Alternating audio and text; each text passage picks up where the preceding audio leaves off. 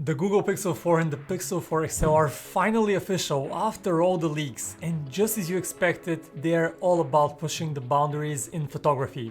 Also, radars. But along with all the exciting things, there are a few disappointments that you might want to know about. Hello guys, Vic here with PhoneArena, and let's take a closer look at everything good and bad about these new Pixels. First, the new camera.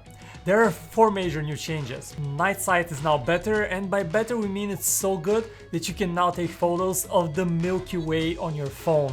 Something that basically no other phone can do.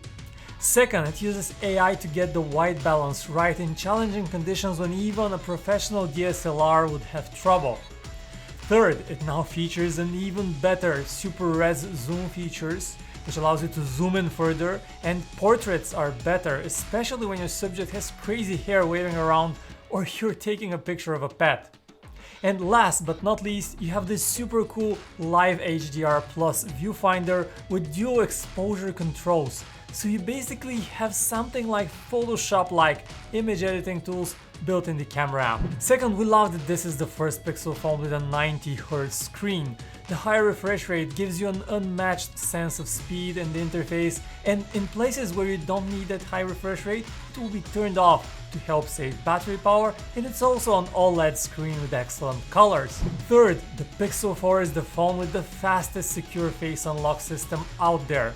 And yes, the sensors on the front capture a 3D rendition of your face, so you cannot just fool it with a picture, and you get a level of security similar to Face ID on iPhones. Unlike with iPhones though, here the system starts working the moment it detects you are about to pick up the phone, so it's much faster. At number 4, this phone has radars. No other phone offers this feature. The radars are built in the top bezel on the front, and Google has done the hard work to make it understand the difference between an accidental swipe and an intentional one. So far, the radars are only used to wave at a Pikachu wallpaper that waves back at you, as well as to silence alarms and skip songs.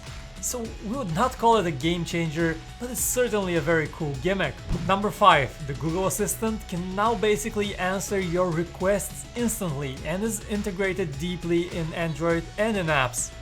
This means that you can buy a movie ticket with just your voice or look up something on Twitter without ever touching your phone. But as much as we love these new features, there are a few disappointments.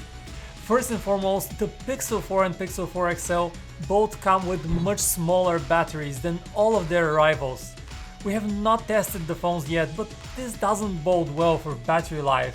And last year's Pixel 3 phones were no battery champions either.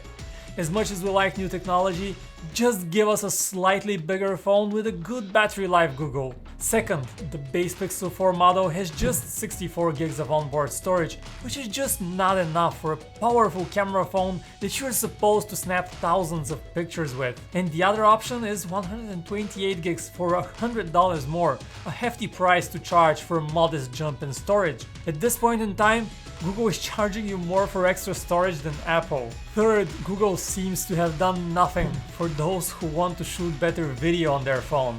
This is the only flagship phone we can think of that does not support 4K 60 video recording.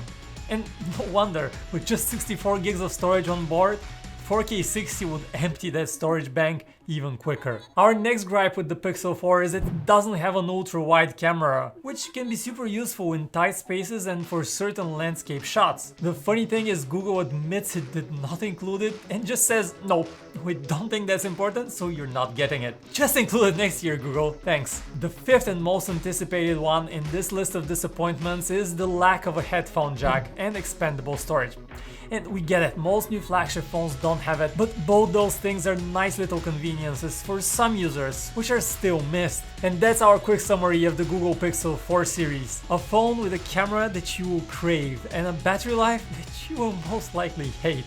At least this year Google will sell the Pixel 4 family across all major US carriers, and it's also keeping the excellent Pixel 3 and selling it for as low as $500. How do you feel about this new Pixel 4? What do you love and what do you hate about it? Let us know in the comments, hit that like button, subscribe for more. My name is Vic, and you can find me right here on PhoneArena.